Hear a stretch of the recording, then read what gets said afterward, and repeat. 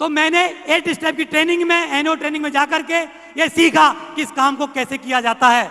और मैं काम को सीख करके जब किया तो मेरे साथ रिजल्ट आना शुरू हुए, छोटी मोटी टीम बनना चालू हुई, धीरे धीरे करके मेरी टीम बनना चालू हुई और मैं 50 की टीम बन गई, 100 की टीम बन गई, मेरी 250-300 की टीम बन गई। तो एक आगरा में एक फंक्शन अनाउंस हुआ, फंक्शन का अनाउंसमेंट हुआ कि आगरा में एक रिकॉग्निशन फंक्शन होने के लिए जा रहा है, जिस तरीके से आज इस प्रोग्राम में आप आए हो। मैं बड़ा एक्साइटेड था। उसमें बोला गया मेरे सर के माध्यम से कि अगर उस फंक्शन में जाओगे तो जो बात बोली गई थी कि आपको मान सम्मान मिलेगा। क्या मिलेगा? मान सम्मान मिलेगा। तो आप जाओगे, आपको मिलेगा, आपका परिवार जाएगा, उसको भी आपको मान सम्मान मिलेगा। तो ये घटना जो है 3 जुलाई 2004 को ये फंक्शन था आगरा में, हावर्ड पार्क प्लाजा में। मैं फंक्शन का प्रमोशन करते हुए घूम रहा था और 13 जून 2004 को मेरा एक एक्सीडेंट होता है बाइक से। मैं बाइक से गिर जाता हूं और मेरे पैर में फ्रैक्चर हो जाता है। पैर में फ्रैक्चर हो जाता है, डॉक्टर पूरा यहां तक प्लास्टर लगा देता है और बोल देता है 1.25 महीने के लिए बेड रेस्ट। क्या बोल देता है? 1.25 महीने के लिए बेड रेस्ट। बेड रेस्ट बोल देता है। मैं बेड पर चला जाता हूं और मैं सोचने के लिए सोचता रहता हूं कि अब क्या होगा, अब क्या होगा, अब क्या होगा। जीवन में एक ही मौका मिला था मेरे को रिकॉग्निशन हासिल करने का, और वो भी मौका मेरे हाथ से क्या है, जा रहा है, निकल रहा है। धीरे धीरे के समय निकलता गया। मैं डॉक्टर के पास भी गया, डॉक्टर से मैंने चर्चा की कि डॉक्टर साहब ऐसा कुछ भी करो कि जल्दी से जल्दी मैं क्या हो जाऊं, ठीक हो जाऊं। लेकिन डॉक्टर कुछ ना कर पाया, उसने बोला बेड रेस्ट ही करना है। धीरे धीरे समय निकला। 1 जुलाई आई, 2 जुलाई आई, 2 जुलाई की रात आ गई, 3 जुलाई का फंक्शन था। रात में मैं डिसीजन लेता हूं, 10 बजे सभी लोग सो जाते हैं मेरे घर वाले। 10 बजे के बाद मैं बेड पे पड़ा हुआ था। एक मरीज के पास एक चाकू होता है फ्रूट्स खाने के लिए, उस चाकू से मैं अपना प्लास्टर काट देता हूं। 10:30-11 बजे से मैं प्लास्टर काटना शुरू करता हूं। रात के 2:30-3 बजे तक अकेला उस प्लास्टर से जूझते जूझते मैं प्लास्टर काट देता हूं और सो जाता हूं। सुबह जब घर वाले उठते हैं 3 तारीख की मॉर्निंग, पूरे घर वाले परेशान हो जाते हैं, तरह तरह की बातें करते हैं कि तू अपनी जिंदगी से खिलवाड़ कर रहा है, तू अभी अनमैरिड है, तो तेरी शादी भी नहीं होगी, पैर में खराबी आ जाएगी, बहुत सारी तरह तरह की बातें करते हैं। लेकिन मैं एक ही बात बोलता हूं अपने फादर को, अपनी ये फैमिली को, कि पैदा करना आपका फर्ज था, आपने पैदा किया, पढ़ाना लिखाना आपका फर्ज था, वो आपने किया, जो कुछ भी आपके फर्ज थे वो आपने पूरे किए। अब मैं 18 साल से ऊपर का हो गया हूं, अब मैं बच्चा नहीं हूं। मेरी 22-23 साल की उम्र हो गई है। आज मैं अपनी लाइफ के बारे में निर्णय ले सकता हूं कि क्या करना ठीक है, क्या करना ठीक नहीं है। आज के बाद मैं अपनी जिंदगी के खुद डिसीजन लूंगा। जो कुछ भी होगा मेरे साथ होगा, आपके साथ नहीं होगा। और मैं जिद करके उस फंक्शन में जाता हूं, उस फंक्शन को अटेंड करता हूं, मेरी फैमिली भी जाती है। और उस स्टेज पर जब मेरा मान सम्मान हो रहा होता है, हजारों लोग तालियां बजा रहे होते हैं, वहां पर मेरे को फूल मालाएं पहनाई जा रही होती हैं, मेरे को बुक के सर्टिफिकेट सील दी जा रही होती है, साथ ही साथ मेरी फैमिली को भी सम्मान मिल रहा होता है स्टेज पर। मेरी माँ बाप की आंखों से आंसू आ जाते हैं, मेरी माँ बाप की आंखों से आंसू आ जाते हैं। और मेरे फादर को माइक दिया जाता है 1 मिनट के लिए कि आपको कैसा लग रहा है, तो मेरे फादर एक ही बात बोलते हैं, मुझे नहीं आज से पहले पता था कि ये बिजनेस क्या है, कैसा नहीं है, लेकिन मुझे आज पता चल गया है कि दुनिया का सबसे बेहतर काम है वो ये काम है। और मेरे पूरे परिवार में अगर कोई मेरा बच्चा है तो ये है।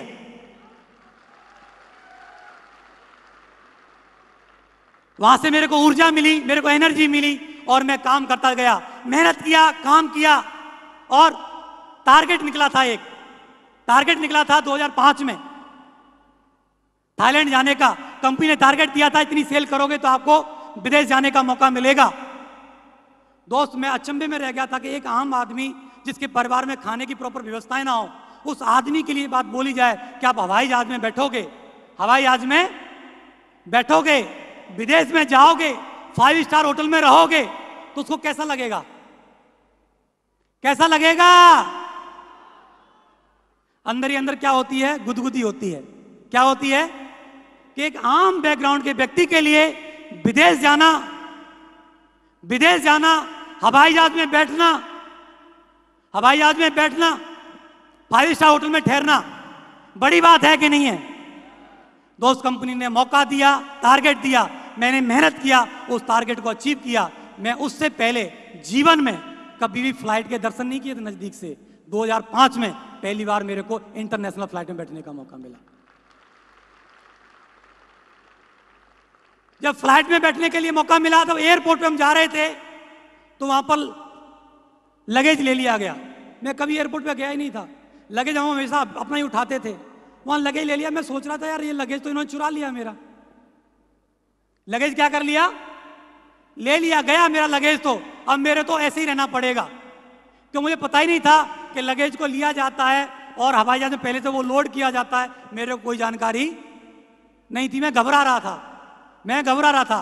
लेकिन जैन साहब वगैरह ओम प्रकाश जी पहले विदेश जा चुके थे। मैंने पूछी सर मेरा लगेज तो गायब हो गया, कि क्या हुआ, कि वहां उस मशीन में दिया था और वहां पर छोड़ा था वेट कराने के लिए, वो तो ले गए।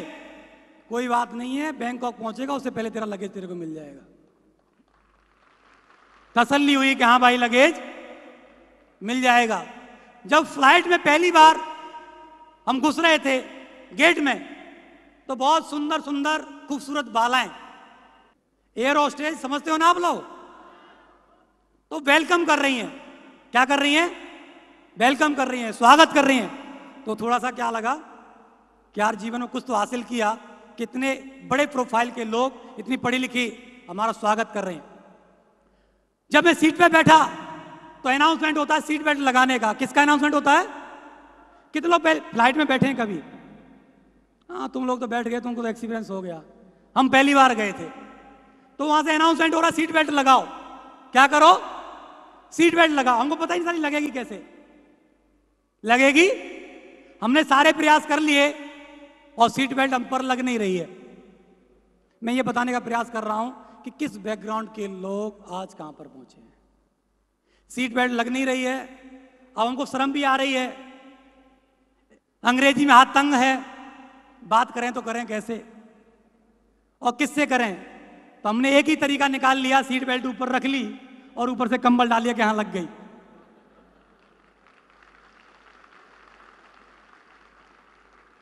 थैंक यू वेरी मच, लग गई। जब जाकर के उतरे विदेश की धरती पे, जब उतरे, जब उसका विशाल रूप देखा, फर्स्ट टाइम वो जब विदेश में गए तो लगा कि यार जीवन में हमने कुछ ना कुछ हासिल किया है। तो विदेश में जाकर के हमने 4 दिन पूरा एंजॉय किया, अंडर सी वॉक किया, एक ही चीज को बखूबी जाना समझा और वहां से प्रण लिया कि जब जब कंपनी टारगेट देगी, जब जब कंपनी मौका देगी, विदेश जाने का मौका जब भी हमारे सामने आएगा, मैं जीवन में कभी छोड़ूंगा नहीं, हमेशा विदेश आऊंगा।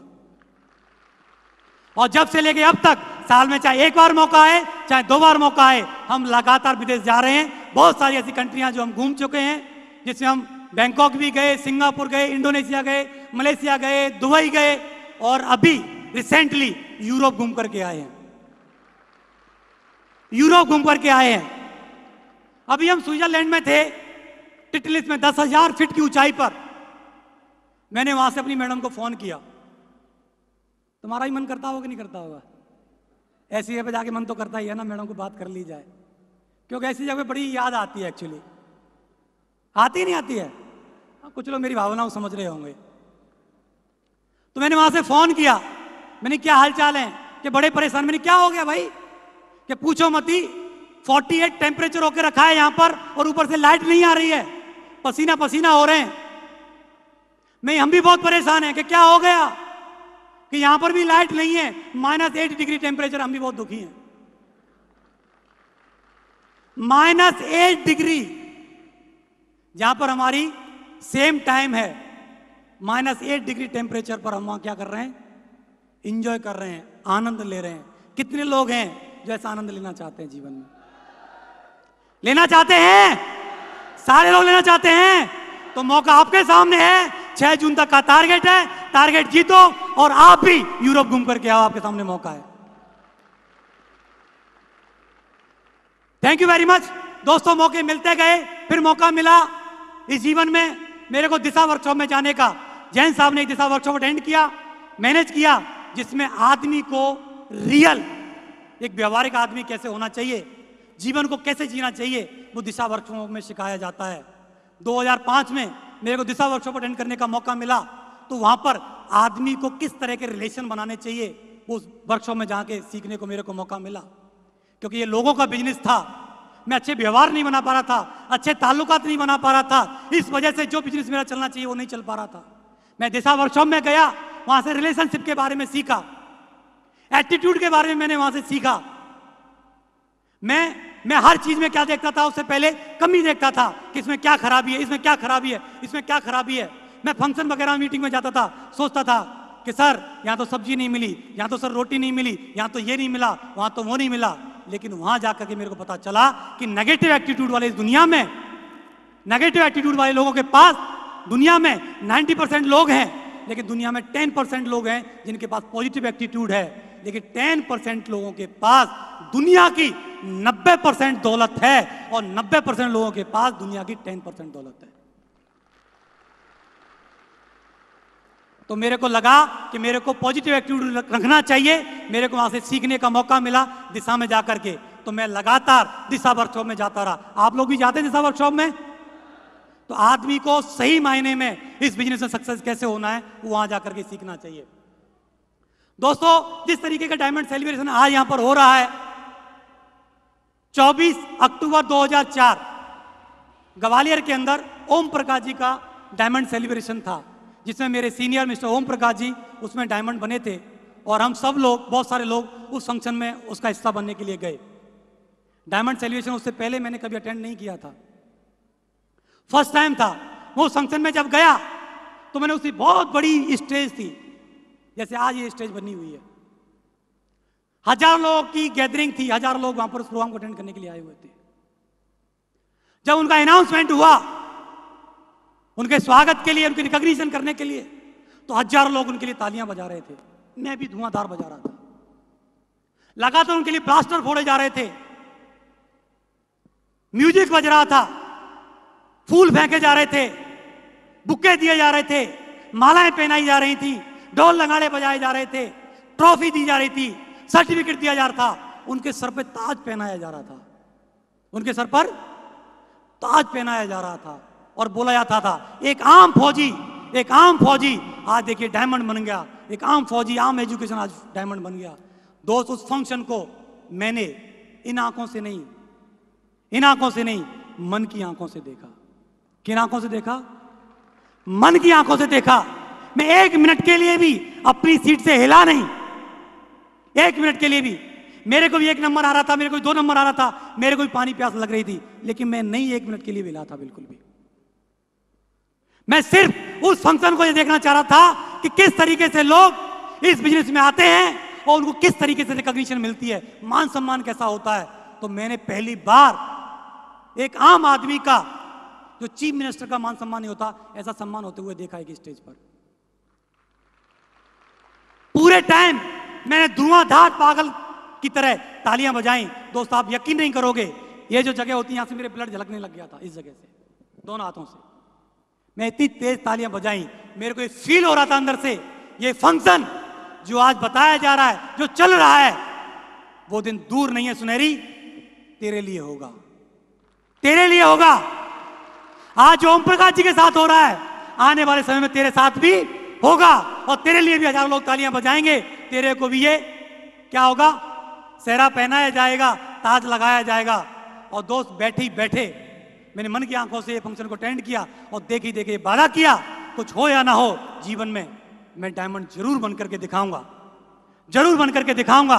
और फंक्शन से आने के बाद मैंने स्ट्रॉन्ग डिसीजन लिया अपनी नौकरी को साइड करने का और फुल टाइम इस बिजनेस को करने का, और फुल टाइम करके मैं 2009 में इस बिजनेस में डायमंड बन के आ गया। Thank you very much. तो दोस्तों, जीवन में जो भी व्यक्ति जिस चीज को अपनी आंखों से देख लेता है और उसको जो पसंद आ जाती है, तो वैसा बनने का मन बनाता है कि नहीं बनाता है? कोई व्यक्ति डॉक्टर बनना चाहता है, किसको देख करके? डॉक्टर की लाइफ स्टाइल को देख करके। कोई इंजीनियर बनना चाहता है, किसको देख करके? इंजीनियर की लाइफ स्टाइल को देख करके। कोई आईएएस बनना चाहता है, आईएएस की लाइफ स्टाइल को देख करके। कोई डायमंड बनना कब चाहता है? कब चाहता है? कब चाहता है? दोस्त, मुझे पूरा भरोसा है, आज डायमंडों को बनते जब आप देखोगे तो आपके मन में डायमंड का बीज अंकुरित हो जाएगा, और आप भी ठान लोगे बैठे बैठे एक दिन मैं भी डायमंड बन के दिखाऊंगा, मैं भी डायमंड बन करके दिखाऊंगा। एक व्यक्ति एक दिन आकर के मेरे से पूछता है कि भाई साहब ये बताओ इंजीनियर बनने में क्या खर्चा आता है, डॉक्टर या इंजीनियर बनने में क्या खर्चा आता है। मैंने भाई खर्चा तो कुछ लाखों में आता है, लेकिन जवानी पूरी खर्च हो जाती है, जवानी पूरी खर्च हो जाती है। और एक व्यक्ति आके डायमंड से पूछता है, भाई डायमंड बनने में क्या खर्चा आता है, डायमंड बनने में क्या खर्चा आता है। कितने लोग जानना चाहते हैं डायमंड बनने में क्या खर्चा आता है? सारे जानना चाहते हैं? तो डायमंड बनने में कुछ खर्चा नहीं आता, लेकिन डायमंड बनते बनते जवानी वापस आ जाती है, जवानी वापस आ जाती है। तो डायमंड बनना चाहते हैं? मौका है। आज आपने ये डिसीजन लेकर के इस फंक्शन का हिस्सा बन के ये प्रूव कर दिया है कि आप डायमंड बनना चाहते हैं। चाहते कि नहीं चाहते हैं? तो दोस्तों हाथ खड़े करके, मुट्ठी बांध करके, सभी लोग हाथ आगे करें, खड़े हो जाएं, खड़े हो जाएं और दूसरा हाथ अपने दिल पर रखें। क्या करें? दिल पर रखें और एक हाथ से क्या करें? मुट्ठी बांधें, एक हाथ से मुट्ठी बांधें और पूरी ताकत से बोलना है, मैं डायमंड हूं, मैं डायमंड हूं, मैं डायमंड हूं, मैं डायमंड हूं, मैं डायमंड बन के दिखाऊंगा, मैं डायमंड बन के दिखाऊंगा, मैं डायमंड बन के दिखाऊंगा। गो डायमंड।